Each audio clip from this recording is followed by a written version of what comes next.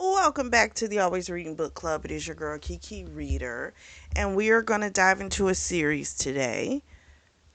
The series is called the Unbroken Raine Falling Series by Shayla Black and Jenna Jacob. So we got a combination of authors here. I love it.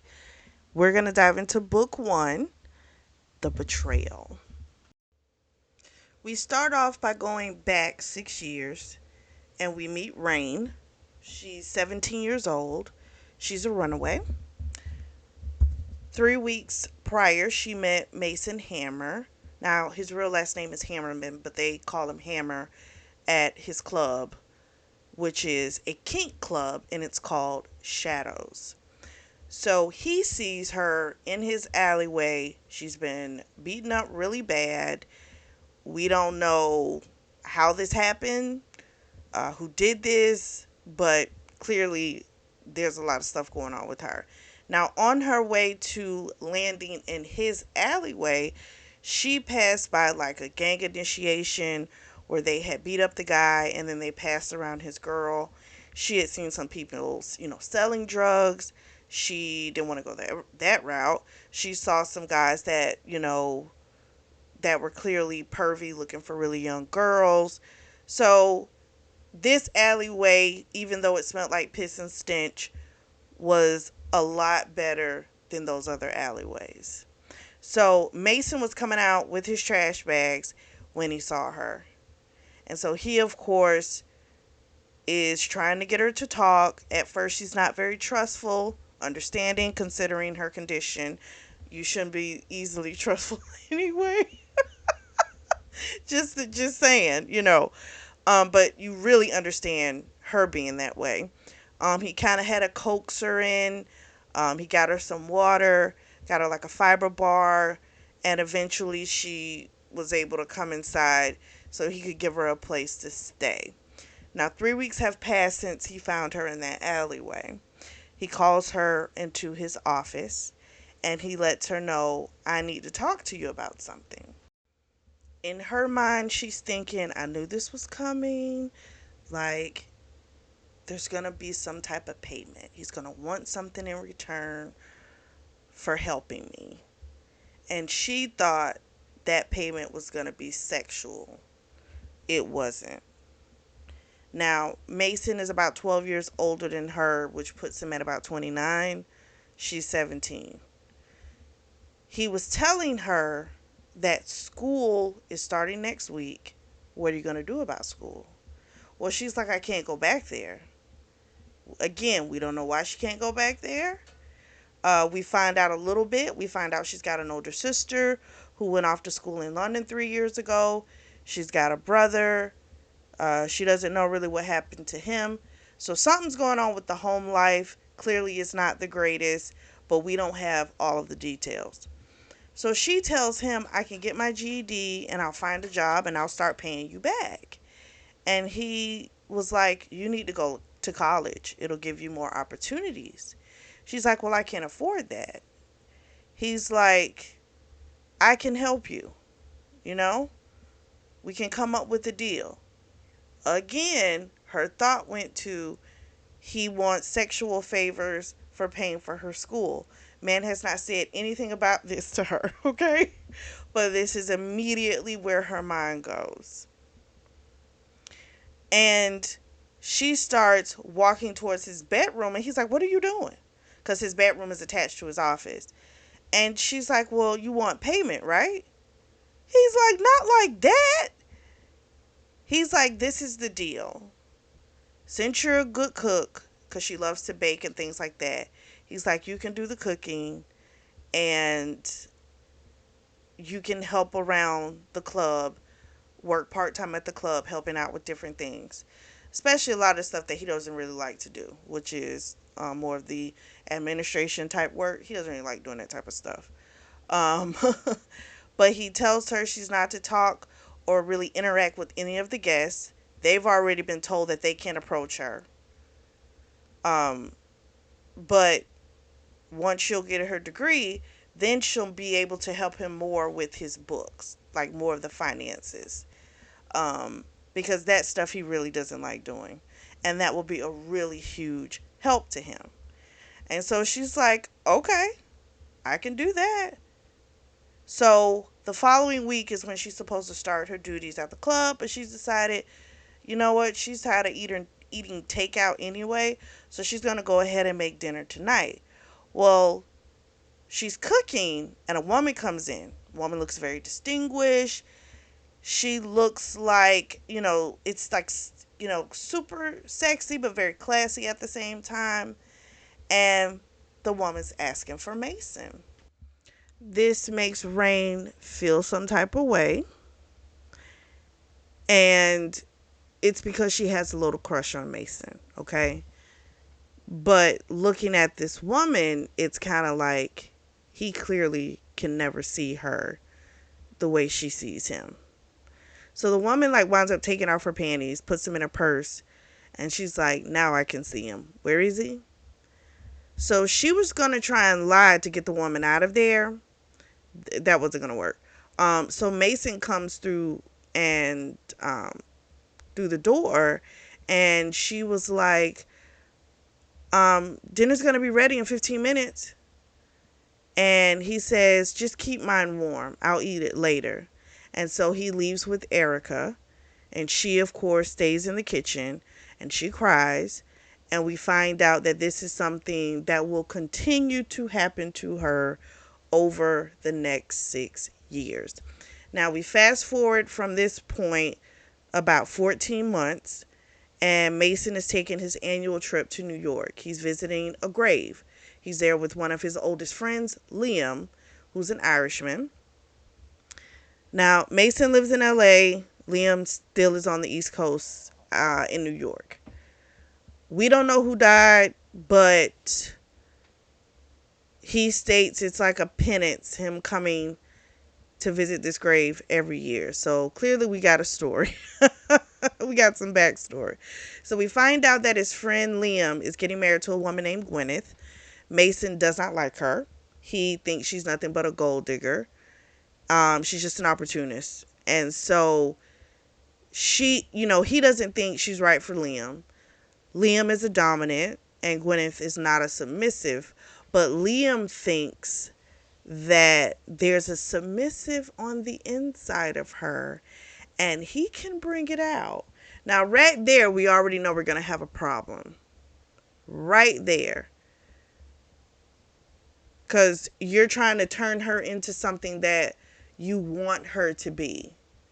So I'm like, I doubt this marriage is going to last. Now, after their visit to the gravesite, what they do is they go to a pub, a bar, and they get wasted, okay? But Liam feels like there's something going on with his friend, but he's not telling him. But something's off. And what it is that our boy Mason is not ready to talk to Liam about Raine. She's now 18. He's 30. He has a thing for her. And he can't reconcile it. He's helped her and he feels like he's taking advantage of her. And if he were to ever do something, like, it will be wrong. That's the mind frame that he's in when it comes to her. And so it's kind of torturing him. Plus, he feels like the needs that he has, she's not going to be able to provide them. And he doesn't want to try and make her become something that she's not. He feels like she's innocent. And he has this whole thought process when it comes to Raine. But again, he does not want to talk to his friend about this woman yet. She's 18. Technically, she's a woman. So, the next day, he heads back to LA. He gets there, something's off. Normally, when he comes back from somewhere, Raine's all like happy to see him. And he's been looking forward to that interaction. But she's being really shifty. And so one of his friends, who is also one of the big wigs at the club, his name's Beck, pulls him in the office and tells him what happened. So basically, our girl Rain, she fucked one of the dominants. And the guy's name was Zach. Now, there was specific instruction that nobody could touch Rain. But Rain is 18, so if she wanted to, screw someone, she could do it. And this is what she did. He, of course, is fuming. And Beck is very honest with him. And he's like, you knew you wanted her. You should have been had her. Everyone can see that you're crazy about her, but you won't make a move. So, hence, this is what happens. He, of course, he's still pissed off. He wants to go beat up Zach. And he winds up beating him up. Zach threatens to call the cops. And the threat dies pretty quickly because Mason lets him know that he knows that he messed with a really young girl who's like 16 a few weeks ago. And the guy's like, how did you know about that? He's like, I have my ways. Don't worry about it. Well, that shuts up the Zach guy. And then, of course, now he needs to go talk to Rain. Now, Rain is really not trying to have a conversation with him. She's really not. She does not want to talk about it. And she says, eventually she gives him some type of answer because he keeps going, why did you do it? And she goes, he's attractive. He wanted me and it happened. That's that. After that conversation, she winds up crying. He, of course, holds her, calls her Precious. That's his name for her. And then afterwards, she's like, let me just finish making your muffins. And he's like, go take a bath. I'll put them in the oven. She's like, are you sure you can handle it?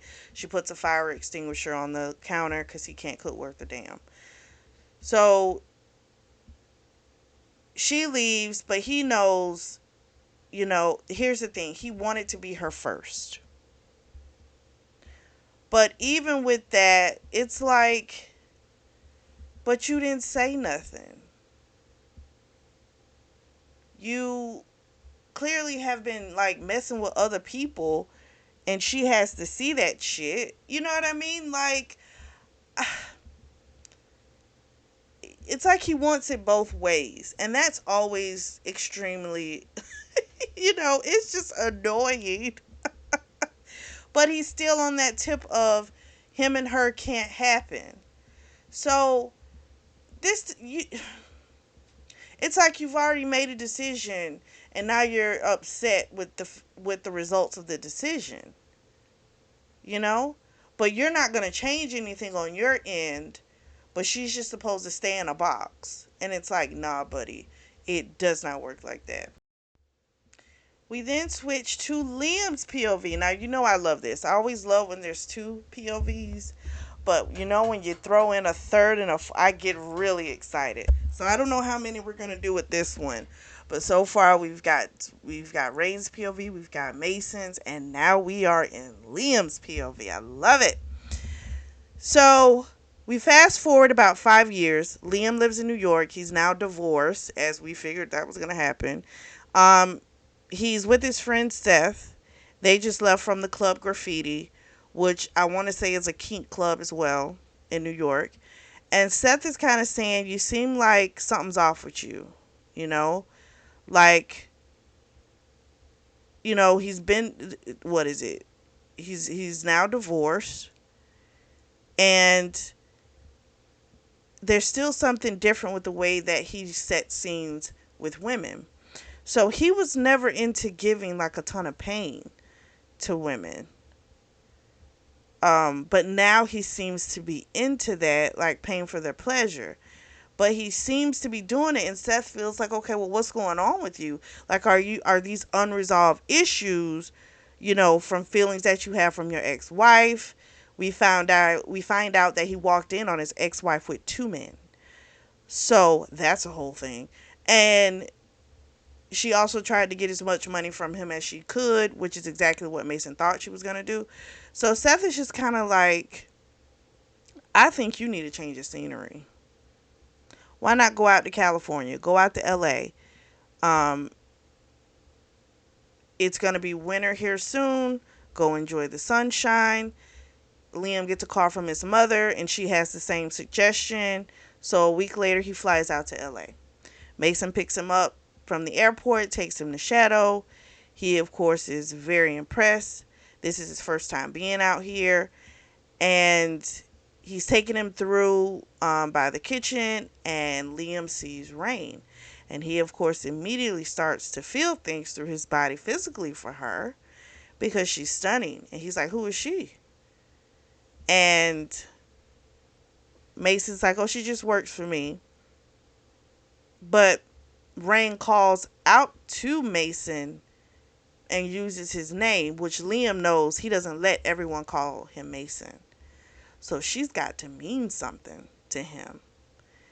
So then he sees the way that she looks at Mason, and Liam's like, okay, so this has to be some type of relationship, but something's off, you know? So they leave from her for a minute, and Liam's asking him, like, is that your sub? And he's like, no, no, no, nothing like that. He told him how he had found her, you know, in the alleyway all those years ago, how he's helped her and stuff like that. But nothing's never happened between them. And so Liam decides, because she had yelled out, like, can I make you dinner?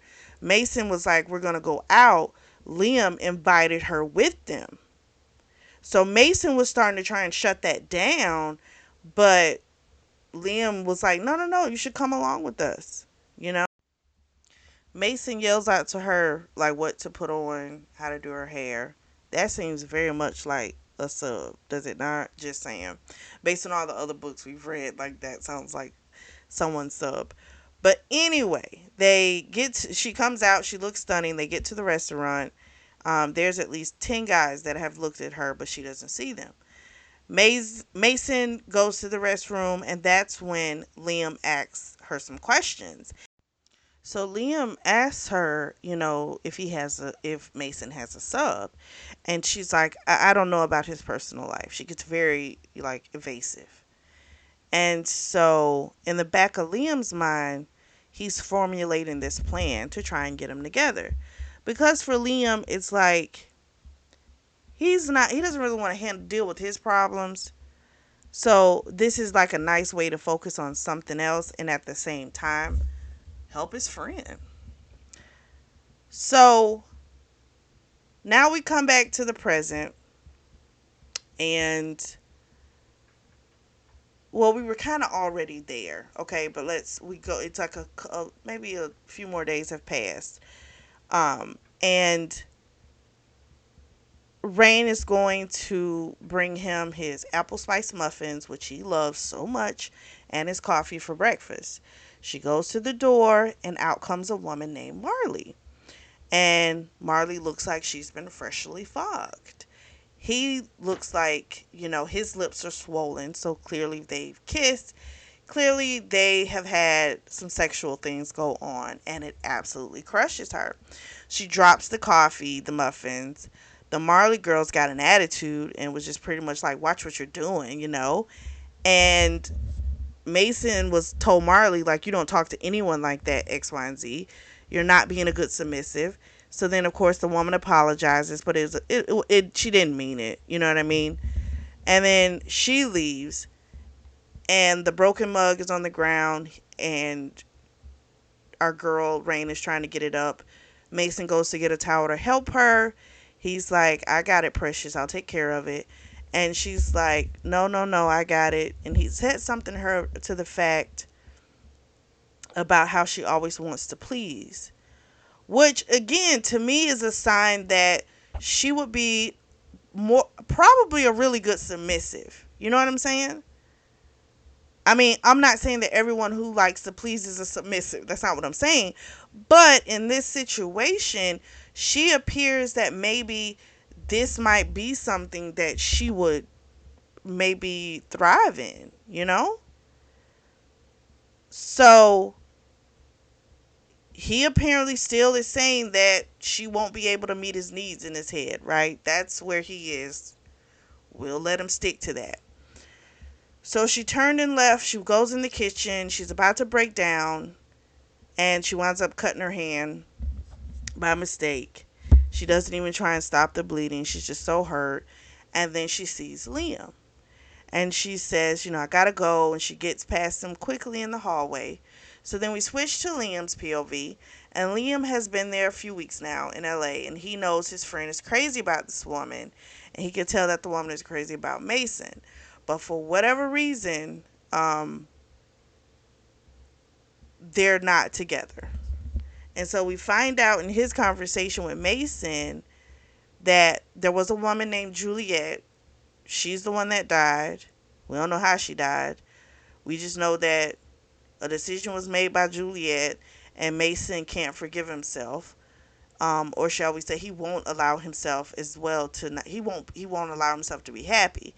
He says that Raine deserves, like the White House, the picket fence, the babies, the great life, and he's already done that with one person, and he won't be dragged back down into that hell. Um, so Liam is just like, you're making yourself suffer because of a decision that Juliet made. I'm thinking she offed herself. That's what the clues are giving me at this point. And he's trying to get his friend to understand you can't keep blaming yourself for a decision that she made. You know? You can't. So that should be interesting to find out some more information about that whole relationship. But Liam is telling him, stop torturing this girl. You know how she feels about you. Yet you keep all other doms away from her and you won't allow her to experience someone else. That is not fair to her. So Mason's thing is, if, how do I say it? Like, there's some here, like, I guess for some of the Doms, they might try to, like, beat her into submission, and someone like her, that's not going to work. So, again, if you know what will work with her, why won't you do it? You're the head Dom, you own this place. Part of his duties, apparently described, are to help train. So, why wouldn't you do it? So Liam is saying, I think it's because once you get a taste of her, you'll never want to stop and you'll drown in her and you won't risk it. But again, he tells him, then you're going to have to let her go. You need to sit her down, tell her you have no interest in her. You have to let her go. And of course, Mason doesn't want to hear this shit because basically, and he winds up telling him to fuck off. When it comes to Raine, that's not a discussion you're going to keep talking about. And Liam's decided he's not going to be leaving. He's like, the job he's got, he can do it from anywhere, and he'll stay here as long as his friend needs him.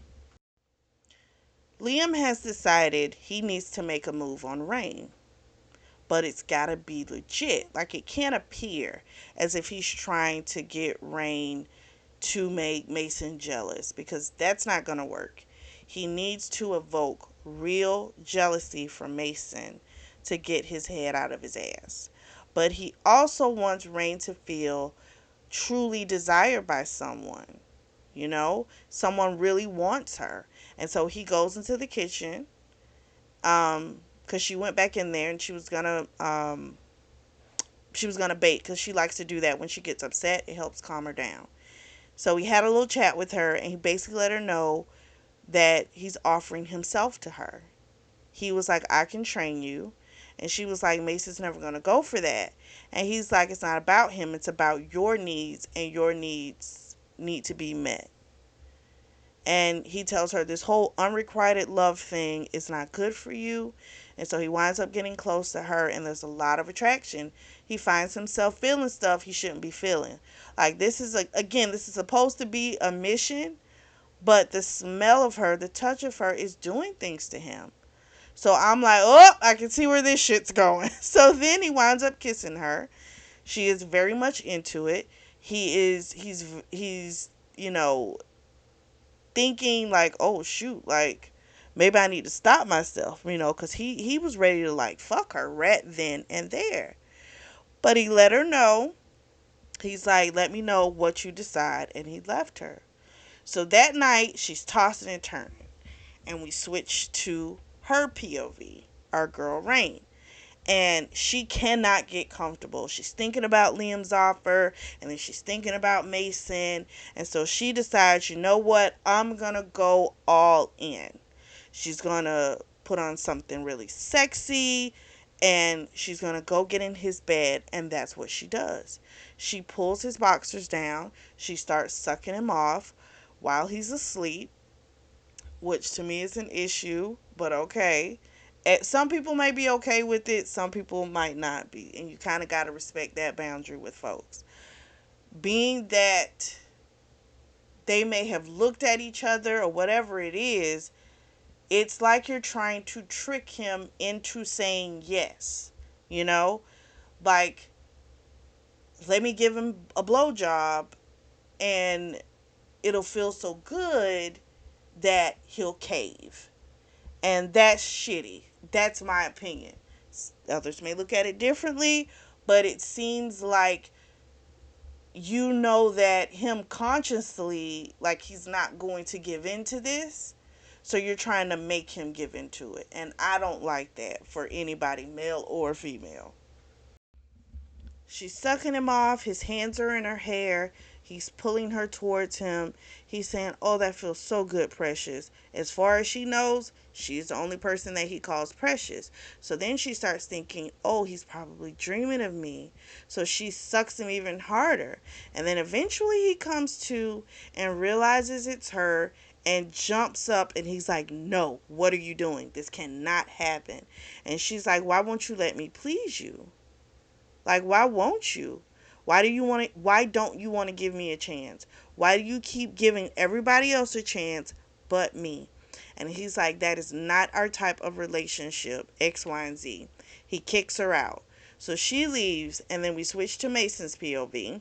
And Mason, of course, is gone because the truth was he kicked her out because he was 2 seconds from fucking her until next week. And he had to get her out of there. So then he's now hard as a rock.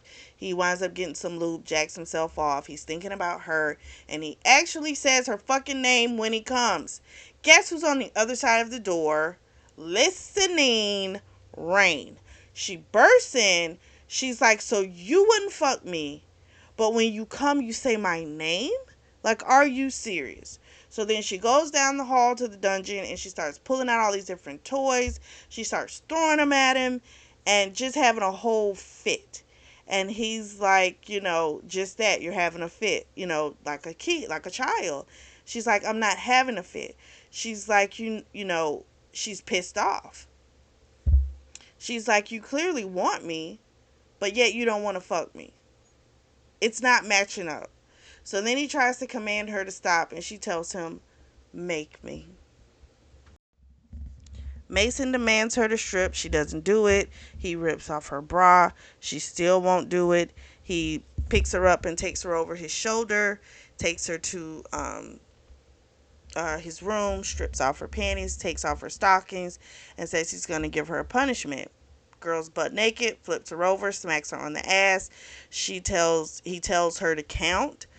For each hit, she doesn't count. She does like some slick shit. So she'll go like 1, 2, 3. You're not gonna hit me, like little dumb shit like that. So she he then sticks his fingers in her pussy, and it's everything he dreamed of how it feels. And he can't show that, and he tells her, "You want to come?" And she's like, "Please, please, just let me come." And he says, "It's not going to happen." And he tells her her punishment is she now has to go 3 days without an orgasm. So he goes into the bathroom, takes a shower, jacks off, comes out. She's on the bed with a toy in her pussy, and she has an orgasm right in front of him. And it is the most beautiful sight to him that he's ever seen, but he can't let her get away with it. So she's pissed. She's like, "This is crap." She's like, "I tell you how I feel. I'm honest with you. And you treat me like I'm a child. You treat me like I'm not good enough for you." And she's like, "Nothing I do is ever going to be good enough." And so she decides she's done. She can't do this anymore. And she gets out of there. He goes after her, And she keeps telling him again, I can't do this anymore. She's like, I've only had sex twice in the past 5 years. You won't let any other Dom come near me so I can learn anything. She's like, please just let me go. And he says, well, how about, what is he gives her a choice. He tells her she can apologize, or Beck is going to be the one to hand out her punishment. And that pisses her off because Beck is a sadist, okay? And she goes, you do that to me.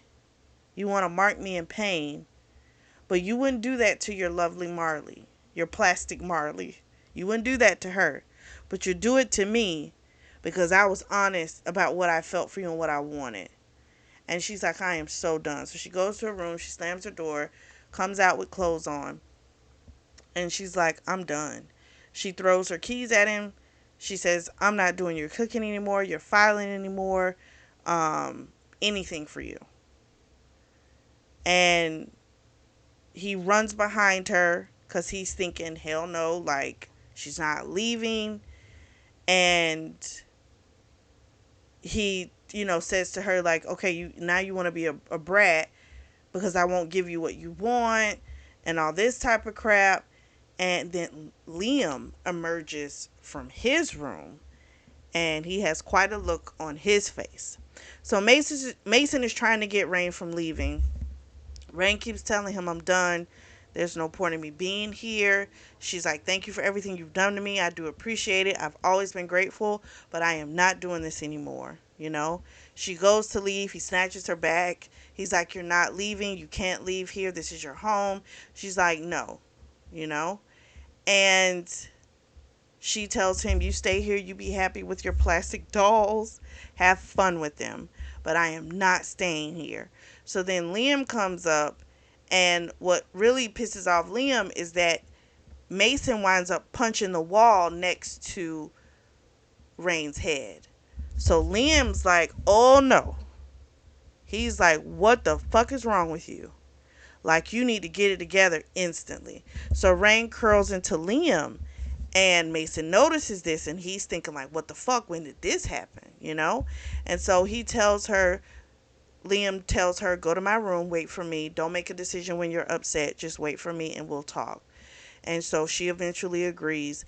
Mason again is looking like, what the fuck? Like, when did she start to submit to him so quickly, So she goes down to the room, and now Mason's ready to kill, right? Because he's like, what the fuck is going on between you and Raine? So Liam is like, for whatever reason, you're not going to take her on as a sub. Let me do it. Mason says, no fucking way. And he's like, you're not going to let me do it, but you're going to throw her into a punishment with Beck, who loves to inflict pain. That's what you're going to do. And Mason's like, I can't go back on my word. I can't do it. So Liam said something to the effect, basically, Juliet wasn't honest about what she was happy with, about what she wanted. Okay? So I guess Mason's like top Don. He wants to control everything. He wants to control what she wore, what she ate, everything. It's extreme. And I guess the way Liam's talking about it, hopefully we'll see later on as we keep reading, that wasn't something that Juliet really liked, and it didn't end well for her. So, Raine's got a fighting spirit, and he feels like trying to turn her into what he needs, which we need to evaluate why the fuck you need it is my thing. But trying to turn her into that is going to crush her, and she's going to meet the same fate as Juliet. Liam lets him know when it comes to that punishment with Beck, he's going to be there. And he turns and leaves, goes to the room. Liam comes in. Raine starts babbling, telling him, I'm sorry, blah, blah, blah. Liam, of course, wanted her to tell him what happened. She felt like he's your friend. You're just going to take his side. He's like, no, tell me what happened. So she had to kind of tell him what she did, and he could surmise from what she said that she was sucking his dick, and stuff like that. And she's like, he rejected me. He doesn't want me, X, Y, and Z. So he told her basically, you know, my offer still stands. I can teach you. And she's like, but what do you get out of this? Because the whole thing is, you know, she does want to learn. She does want to feel cared for and, protected and all those things. But what is he getting out of this? And he kind of told her it's a challenge for him, and molding someone new excites him because he's a dom. So he asked her when was the last time she had been with a man. At first she wouldn't say. She wanted to give him like a flippant answer, but then he started rubbing on her nipples and she answered him and she was like, it was 2 years ago. And he said, well, what happened? And she said, Hammer sent him away, aka Mason. So he's like, okay. He knows he has to get her trust. He's got to build off of that, make sure she feels safe. She doesn't like talking about personal things, but those are things that they're going to need to talk about in order to build that trust. So he tells her that, what did he say? I don't think, no, he's thinking, I'm sorry. He's thinking again in his head, if she's getting serviced over here by him, that's what's going to break his friend. So they'll wind up being together. So then we switch to Raine's POV, and her mind is going a mile a minute. She's listening to him, and it's like, why not at least try? Maybe just try. So he tells her, you know, is it, she wants to know, is this just about sex? Because if it's just about sex, I can give you that right now. She starts to take her clothes off, and he's like, no, no, no, no, no, no, no. That's not what this is. But it felt like rejection to her again, but it wasn't. It's just that that's not what he wanted. He wants to screw her. It's not that. But he's got a bigger purpose with her. And she was ready to take off, right? She's ready to run. That's the go-to. She runs. And he had to he had her, get up, look at herself in the mirror. It was really hard for her. All she saw was her faults. I look like a mess. I look like this. And he wanted her to see beyond the physical. And he started fingering her, and that really got her going. And he had to tell her to stop moving. And she found herself feeling prideful because he told her, hold her head up high. Don't be shameful. You're a beautiful woman. You're a beautiful person. And he fingered her until she came. And she was just kind of like, I don't want to make my decision right now. Can I take a couple days? He said, yeah, you should take a couple days. But he's like, for right now, just come and lay with me and let's just get some rest. And that's what she did. So Liam goes to talk to Beck, and he's pretty much telling him, like, you better not put a scar on her, all this type of stuff. Beck's like, Hammer already told me I couldn't do X, Y, and Z. So then he goes back into the room to talk with Raine. She's dressed up in her negligee, everything on, got her buck knee high pumps on. And he tells her, like, we can end this right now if you give me, if you make me, if you become my submissive. And then I'll be the one who has to do your punishment. And you don't have to worry about it. But she was like, no, I'm not going to do that because that's the easy way out, and I'm not going to do it. I'll take my punishment. So he takes her out there. Beck, of course, is ready to do this shit. So the first thing he does after she strips, because Liam, again, tried to get Mason not to do it. He's like, she doesn't need this. She doesn't respond to this. This is not going to break her. And Mason was like, this is my club. You interrupt again, I'm going to ban you from it. So he steps back. And old dude, Beck, took his hand, hit her ass. It was hard. They wanted her to count, which is the same thing that Mason had tried to make her do. And when he was hitting her on the ass, she is still saying slick stuff because she just can't help it. So then Beck brought out this rubber paddle and slammed it down on her, and the pain that it caused, instant tears in her eyes. She's screaming until she couldn't scream anymore. Liam already had done jumped up. Mason was like, "What the fuck? Like, I didn't tell you you could do that." And Liam was just like, "Say yes, say yes." And this stops. So she says yes really quietly, but he's like, "No, you have to say it louder. They have to hear you." So then Mason was like, "What is she saying yes to?" And he didn't say anything to her. He kept talking to Raine. And then Raine yelled out, "Yes." And then Liam told everyone, "She's now under my protection. She's my submissive." That's it. So then now he's got to claim her, I guess, in front of everybody, which requires him to fuck her in the ass. And so he had to work his way up into it, and eventually they got through it. It was ecstasy for her, and then he picked her up and took her out. And the whole time he could feel Mason, like the rage, the hate. He could feel it. But at this point, I think he's falling for her. Liam has.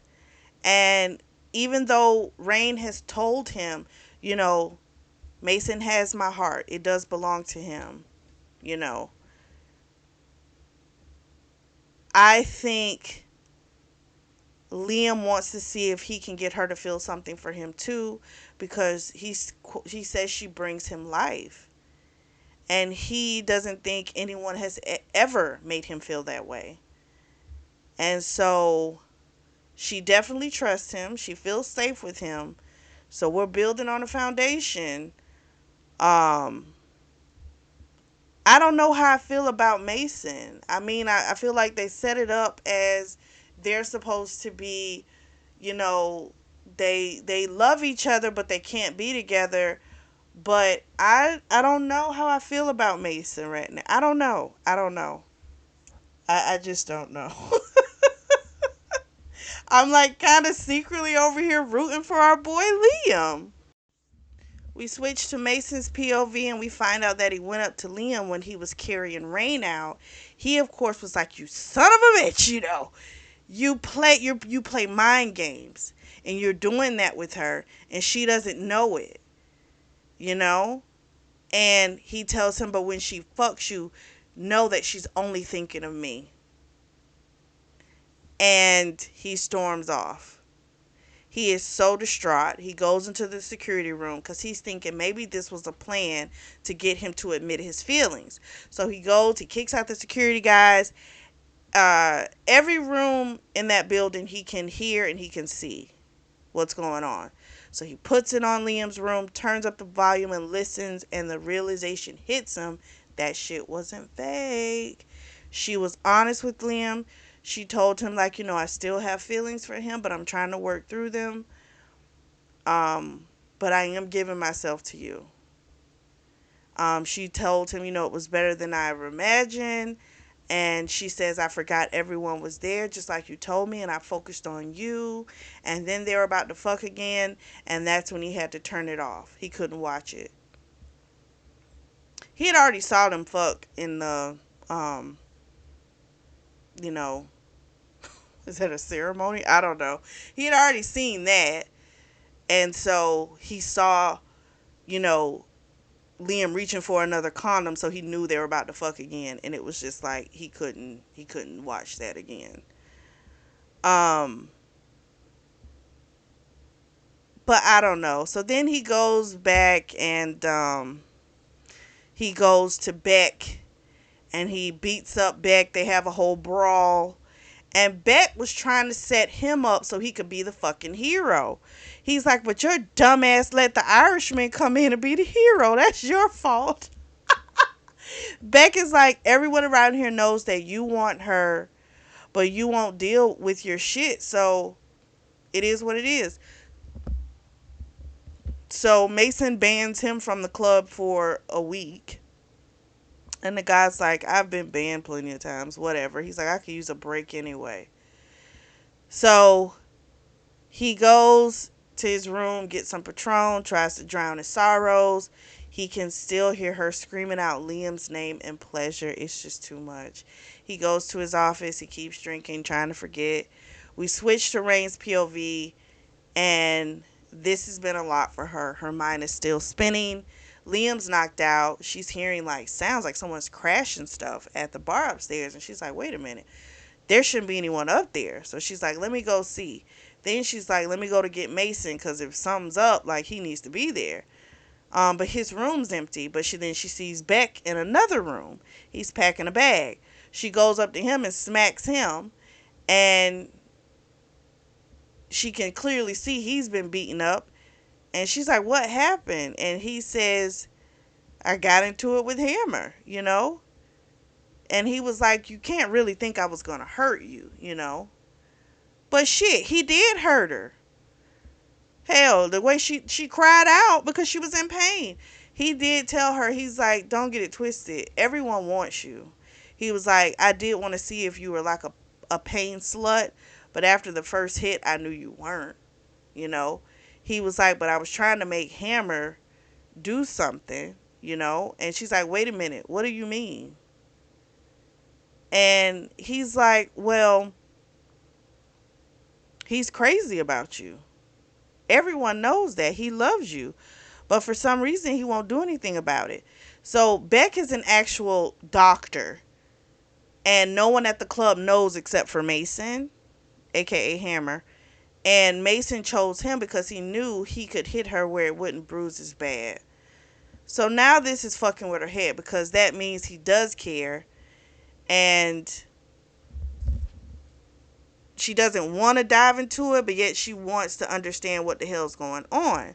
So she leaves and she hears more bar stools. So she goes up to the bar, and sure enough, our boy Mason is there throwing bottles. He yells out her name, and she's like, "What is wrong with you?" Mason admits everything. He admits to wanting her. He admits to have wanted her for the past 6 years. He tells her how hard it's been for him, and how hard it's been, and how hard it was to sit there and watch Liam fuck her, and how he's heard them continuously fuck throughout the night. He's like, you know, "I could never get enough of you. I know if I got a touch of you, I could never get enough of you," and all this type of stuff. And she's going, "You're playing mind games with me. You fucking with my mind." She's like,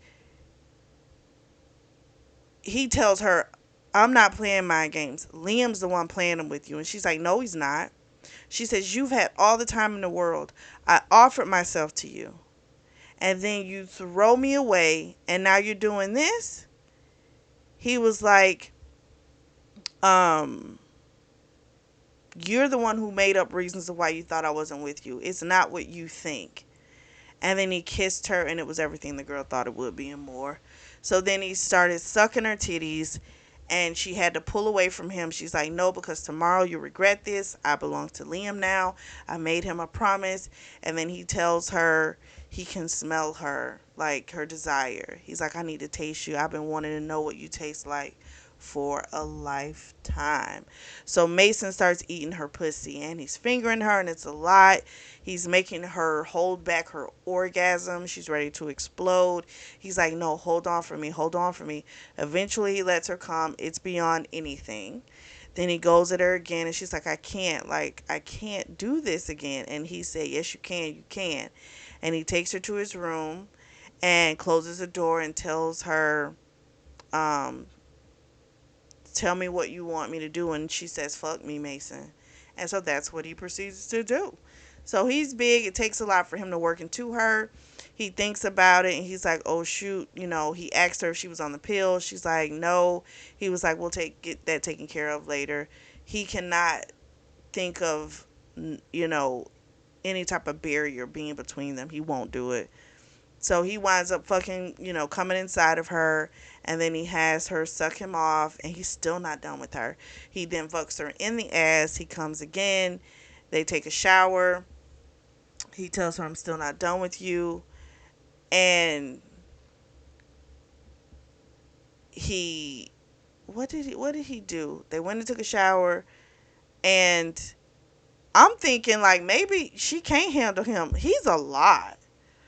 You know what I mean? Like it could be he's a lot. He has a really high stamina. It could be that, but maybe it's to build up the anticipation of wanting this for so long. Maybe that's what it is. I don't know. This seems like a lot. She was already fucking earlier, more than once. So I'm just saying, like, this is a lot.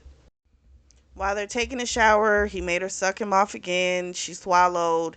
He took her to the bed. She was tired, but he still wanted more. So he started to fuck her, but she was just too tired, so he stopped. And then, of course, he starts the whole thing of he's going to have to let her go because she's not going to be able to keep up with his needs. But again, you already know she was fucking earlier. This is just not normal expectation. You know what I'm saying? And so when she wakes up in the morning, she knows by the look on his face, he's already dressed. She's like, "Don't you dare tell me it was a mistake." And sure enough, he said it was a mistake. He told her she couldn't keep up with his needs. She's like, "You didn't give me a time to adjust, you know?" And he tells her, "Let me explain to you what I need." He's like, every morning, well, basically every night, you'll be chained to the bed. Yes, chained to the bed. And before your feet even touch the floor, I want you to suck me off. And then you're going to make me breakfast, and we'll only talk if I want to. I can fuck you whenever, wherever I want to. You don't wear any clothes. You only wear clothes when we leave out of here. And if I want to fuck you on the sidewalk, that's what will happen. And it's all about my needs. I don't need a sub, I need a slave. And he was like, "And if you can't do that, you need to get the fuck out." And so she still took it as him pushing her away. But if this is what he really needs, this is saying something else to me, in my own personal opinion. Because I understand people have their different sexual proclivities, but this is something very different because this is not someone you love, right? This is someone you want absolute control and domination over, and they don't have any choices. He told her, if he wanted to share her, she doesn't have a choice. She has to say, "Yes, I will share you. It will either be with your mouth, your pussy, or your ass." And she's like, "You're lying." He's like, "No, actually, I'm not." He's like, "I used to share my wife with Liam. Did he tell you that?" And she goes, "You're married?" And he's like, "No, she's dead now." So he's like, "You can't handle my demands." And she was like, "You know what? If that's what you are, I can't do that. And I don't want to do it." She called him a selfish bastard, took his comforter to wrap herself up, and walked out and ran into a wall. The wall is Liam. Liam took her back to the room. Of course, before he left, there was like a glare of rage and hate between him and Mason. So then, as he takes Rain back to the room, she, of course, is apologizing. He tells her to take a shower, get some clothes on. She eventually goes and does that. While she went to take her shower, because he heard her sobbing while she was showering. So he goes to Mason, and we find out he heard them fucking all night. He heard it. Um, when he woke up, she was by him. He's by himself, and then he hears her screaming Mason's name, but I think she was saying Hammer. Um, and Liam was like, "You did that on purpose," because remember his ex-wife cheated on him. He walked in on her with two dudes, so it's like maybe he wanted him to know that he was having her, and so she apparently was kind of bruised, kind of bad. Rain was, and that upset Liam as well. He's like, "What the fuck did you do with her?" Mason, of course, was like, "You like playing mind games. You fuck with her. You mess with me." Liam was like, "I find it funny that you didn't want her until she fucked me." And he tells him, "You're a selfish bastard that want to break people down because that's the only way you make yourself feel good." And that's what I feel like. There's something up with you when you're doing that type of stuff. If those are your needs, something's up with you. That's something else. Um, so it's like there's no understanding. She can't say what she wants because according to what he said, we talk if I want to. The fuck? You know what I mean? Like, it's not a relationship. But like you said, he doesn't want a relationship. He wants a slave. That's it. He doesn't want anything else. That's wild. So anyway, he told Mason, we'll be leaving. And Mason is like, the hell you are? She's not leaving here. And Liam left and went back to the room. Rain was on the bed with a towel. Her eyes were red. She's apologizing to him. He said, get dressed, we're leaving. He packed his suitcase, carried her out, and Mason is looking like, what the fuck? But he put her in the car, and as they're driving off, Liam shot him a bird. And she, of course, was like, she looked so defeated. And she, of course, is apologizing profusely. She was like, I was leaving. I was going to leave. I have a friend that's in Vegas, and I'm sure she'll take me in and I'll find a job. I know you don't want anything to do with me after what I did. You didn't deserve that. He was like, no, you're going with me. You're going to honor your promise. And so he has a cabin that's a few hours away that he inherited like a year ago. And so he called the house guy, Adam, got everything ready, got food and clothes and stuff like that there for her. And she goes to sleep and to the cabin. He runs her a bath with some Epsom salt, and then he puts some oils and different things to help with the bruising. And goes and makes a plate with meats, cheeses, different things, gives her a glass of wine. And he just tells her that he needs her to be open and to be honest. And she's just trying to understand, like, do you have like a knight in shining armor complex or something? And he's like, no, I don't. He just told her, you're a sub, I'm a dominant, and you're in need of help. And that just calls to me. But the truth is, something's changed for him. And he needs to figure out what that is. But he's not going to tell her that part. She asked him about the statement that Mason had made about, sharing his wife, sharing Mason's wife. And he said, that's true. We did share her from time to time. But she had other issues that she didn't communicate. But again, if someone's saying that we talk when I want to, how can you communicate? You know what I mean? So it makes sense of why he feels responsible for her death, because it sounds like she offed herself. He drove her to it. It seems like, yeah, you might have.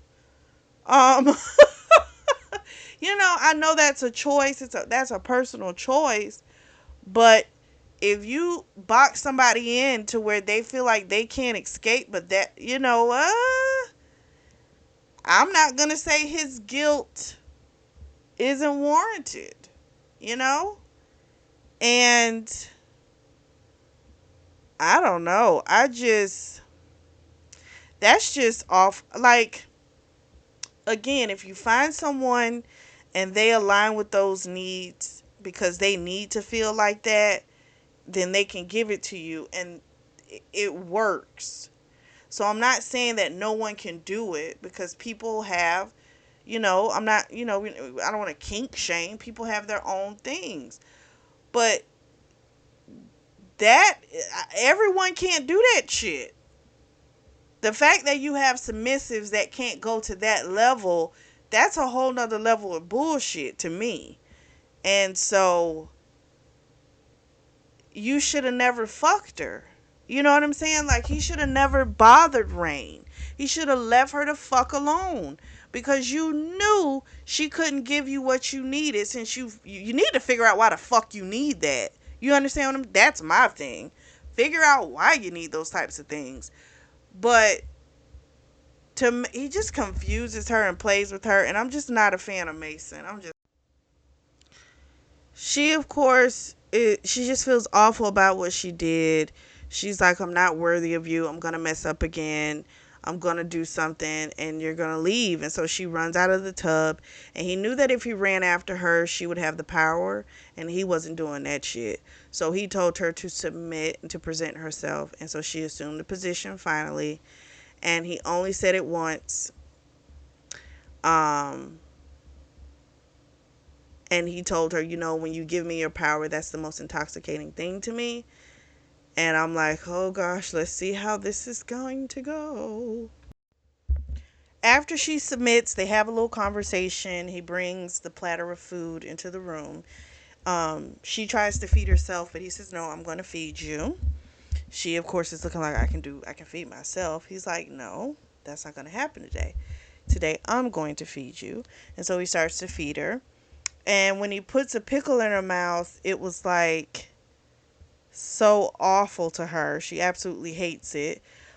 She loved the chocolate. She liked the bread, the roast beef, the fruit. She was good. And the wine. She's good.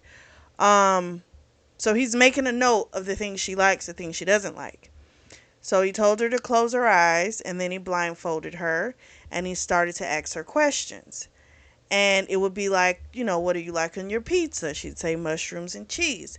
Then he'd ask her, why were you in the alleyway behind shadows? So that's how he would balance out to get those questions from her.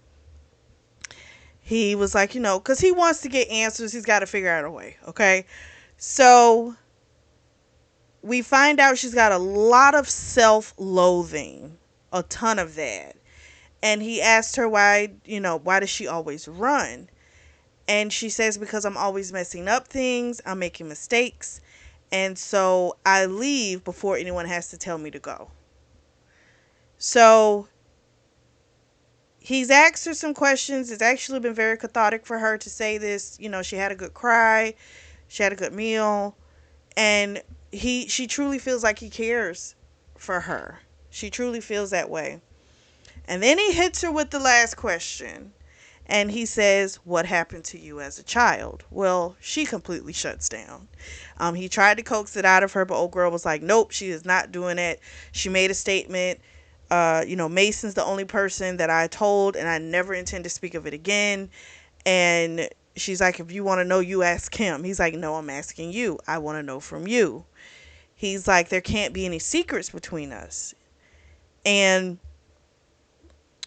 he had gotten some kind of salve that someone had made to help with the bruising and stuff like that. It's like mixed with oils and different stuff. And so he rubbed it all over her her bruised spots. It made her horny because he was rubbing on her, which shocked her. But after all the fucking she did, you would think she wouldn't want to, but it made her horny. But he didn't fuck her. He was like, we're not doing that today. But then he put the pickle in her mouth to try and get her to talk. That didn't work. She really was like, I am not talking about this. So he kept trying. He's like, okay, let's give it a break and let's take a nap. We'll deal with whatever afterwards. And so at first she was a little pouty little girl, but then eventually she gave in and she took a nap. He woke up before she did, and he just kind of watched her. He got a book, wasn't really reading it. But his phone's buzzing, and his phone kept buzzing. And it is a slew of messages from Mason. It went from like this fury, drunken mess until it was a little bit calmer. It was just a lot. So he wasn't in the right headspace to talk to Mason, so he didn't respond. He didn't say anything. But Mason kept sending messages. So eventually she wakes up. He got her some tea. He told her, kitchen's fully stocked. He wanted her to cook for him, and she, of course, loves to cook. So she wanted to do it. But he told her he wants her to remain naked. He'll let her get an apron so, grease and stuff doesn't pop on her, but he wants her to do it naked. So she's like, fine, but what about my feet? So he gave her some socks. So she starts cooking, smells divine. She gets everything ready. She serves him. It was like steak, asparagus, salad, grape.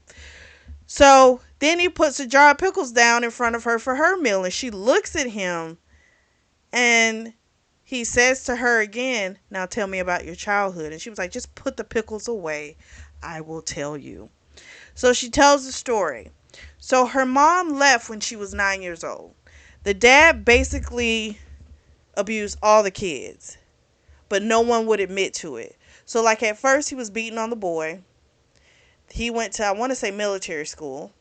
Then the older sister started getting the beatings, and then she got that scholarship to get, overseas as far away as she could.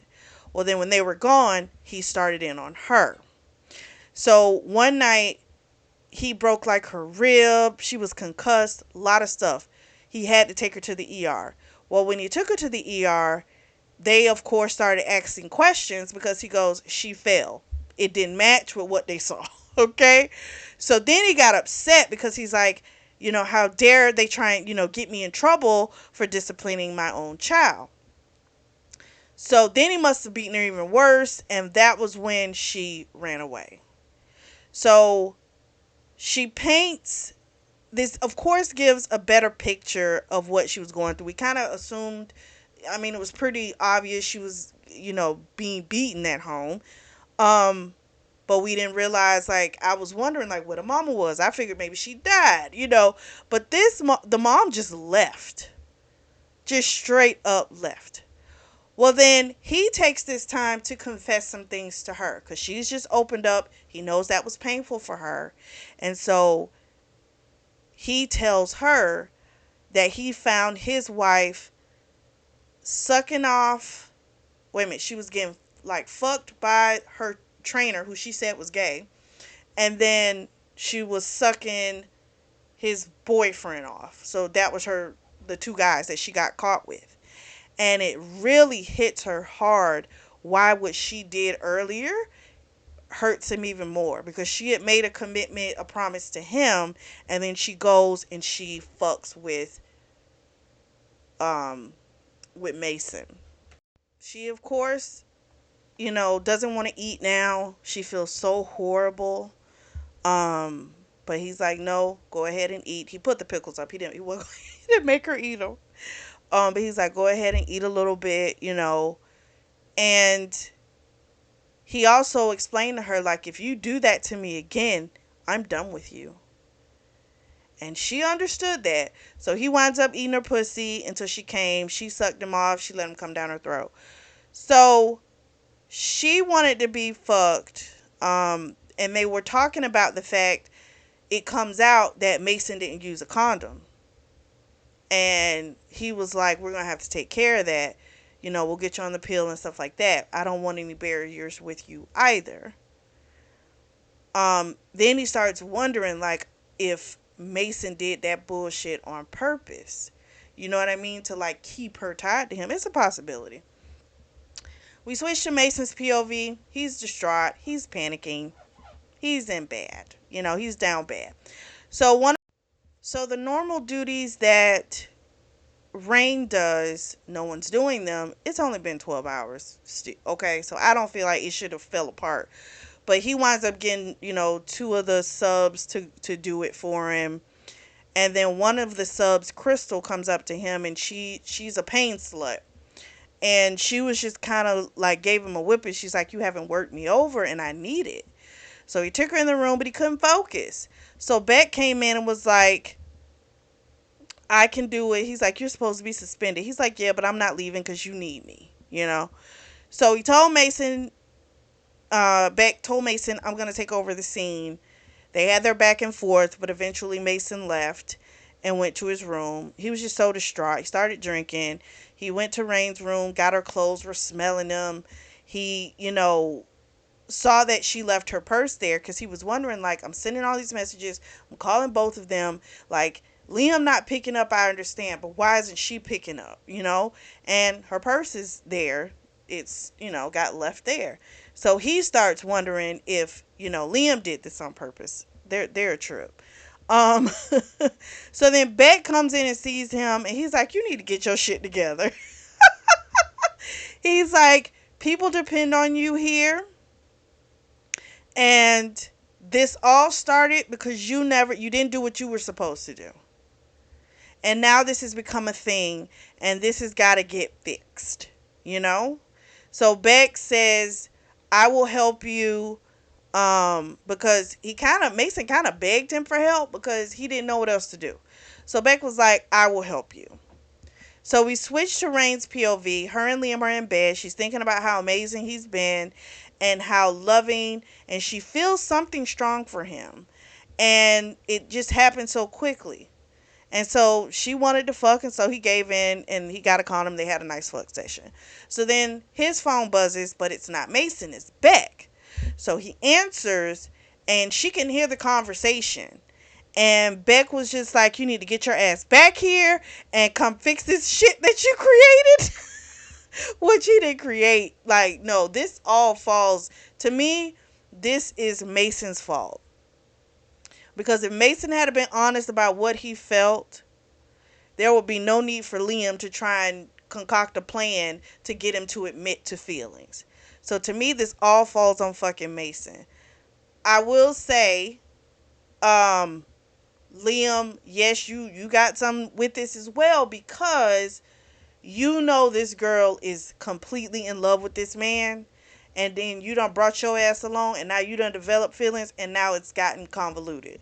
But you should have known that was gonna happen. You should have figured out another way to help your friend. He gets off the phone and she tells him, we've got to go back. I have to help him. He helped me. I have to return the favor. This, of course, hurt him because it was like she was going back to her other lover. But again, you already know she has these feelings. It's only been a couple days. You know, they're not going to magically go away in 5 seconds. That is not how that shit works. That's the risk you take when you deal with someone who you already know they have this emotional tie to someone else. So I can't feel sorry for Liam in that regard because you already know what it is. So he's like, okay, fine, but now he's thinking he's not above playing dirty. Like, he's willing to play dirty now. So they're going to go back. He tells her to get ready, gives her about 30 minutes to do so. She takes a shower. She's crying. He goes in there. He's like, don't cry. We're going back. And he's like, but don't you forget that you know, it's you and me, that you're mine. And she's like, I won't, sir. I promise. So I'm like, all right, we're going to see how this bullshit play out. So we switch back to Mason's POV, and he had a hard morning, okay? He had a bad hangover. The front door opens. He's thinking no one should be coming through, but guess who's coming through? Raine, and then he sees Liam right behind her. So they had this whole conversation. He could tell something was off because she was very much Liam's sub. And Liam told Mason, like, you can't touch her. You can't talk to her unless I'm there. All these rules. So normally when two doms are fighting, a sub would, like, put her eyes to the ground. She would not get involved. But you know our girl Raine, she's different. So she gets in between them, puts her hands on their chest, and she's like, you guys were friends before me, and you all have got to fix this. She's like, now I have chores to do. Let me go do that. You all need to work this out. So she goes and does her chores. Mason eventually finds her. She was cleaning one of the rooms a little bit later on, and he winds up telling her, you know, no, I'm sorry, I said that wrong. She winds up telling him what he needs to take for a hangover. And what did he tell her? Because another thing Liam said was that she's not going to cook for Mason anymore. All the other extra bullshit she was doing for him, she is not doing that shit. Like, that's not happening. So technically this conversation that she's having with Mason right now, it's not supposed to be happening, but it is. So anyway, she goes in later on, she's cleaning off our boy's office, Mason's office. Marley comes in and smacks the shit out of her. Marley yells at her, what did you do to him? You ruined him. He's useless. So Marley's pissed because she wanted to fuck and his dick would not work for her. So apparently he started also comparing Raine and Marley, pretty much saying how wonderful Raine was and how Marley would never be that. This, of course, pissed Marley off even more. So she's telling Raine, you're nothing but trash. She slaps her again. Raine did tell her that she had his dick in every one of her holes. And the bruises that she has on her is from that night of passion. This also pissed that whore off. So she, but she had hit the Rain hard enough. She left a fucking mark. So when Rain went in the kitchen, Mason saw her. He's like, it's like she wasn't trying to show her whole face. He said, "No, show me your whole face." He sees the bruise. Who did it? Liam comes in. Who did it? She doesn't want to say, right?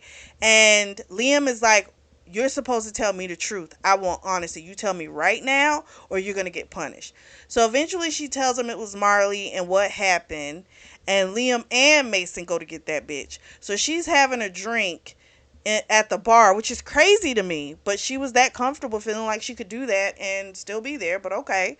And they basically, Liam goes off on her, and he's enraged, like he's pissed.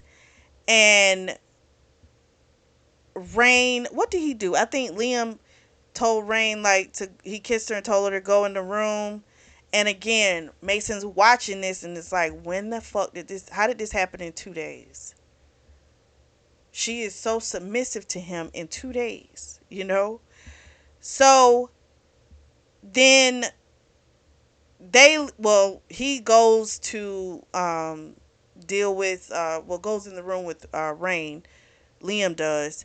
And it's just Marley and Mason. And Mason calls her to his office and has security take her out. She's now banned. He lets her know she's not a submissive. She's just a whore. She just like to fuck everybody. That's why she was at that club. Not because she was submissive. But again, if that's your kink, if you like to fuck a lot of people, that's your kink. You know? But she wasn't a real sub anyway. So she was pissed off, but she also figured out that he's in love with Rain. That disgusted her even more, and she was just like, she doesn't look at him the same, but he's like, I don't care because I don't want you anyway. So she leaves. He immediately goes and knocks on the door to Liam and Rain because he knows they're about to fuck and he wants to disrupt it. Liam comes to the door with, his shirt open. His dick is like hard, so it's tinting his pants. And Mason's like, I just wanted to let you know that Marley, she'll never have to worry about Marley again. She's been banned. Liam's like, okay, great. And then Liam says to him, oh, don't forget your trip's coming up to New York. And he's like, since I'm staying in your place, you can stay in mine. Because he's like, I'm not leaving. So Mason's pissed off, but he's like, whatever. And Liam had said something to him also about, what did he say, 6 years? Yeah, he was reminding him because, Mason was, he's pissed off about the fact that Liam has taken her on, right, as his sub. And Liam doesn't feel any type of ways about it because he's like, you had 6 years. 6 years to give her what she needed. And you kept breaking her heart. And he's like, and now you want to deny her happiness?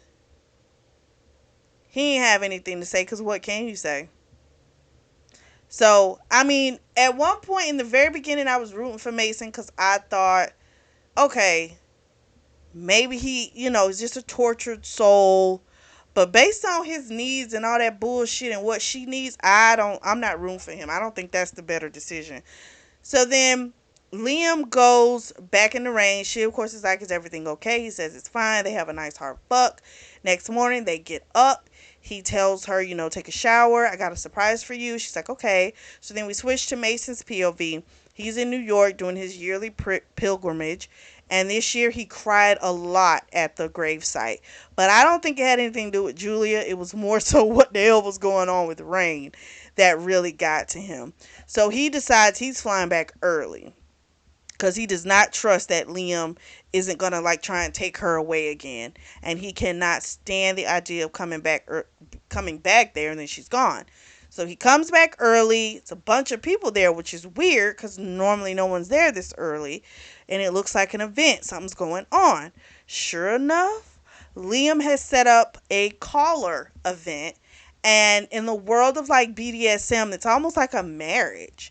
And of course, Mason's pissed, and he sees now this is what he was planning, which is why he wanted him to go ahead and leave for that trip. And so he, of course, goes up and is like, "What the fuck is going on?" And they said like really sweet things to each other, Liam and Rain, and that got to him too because it's like she's starting to feel something for Liam, you know.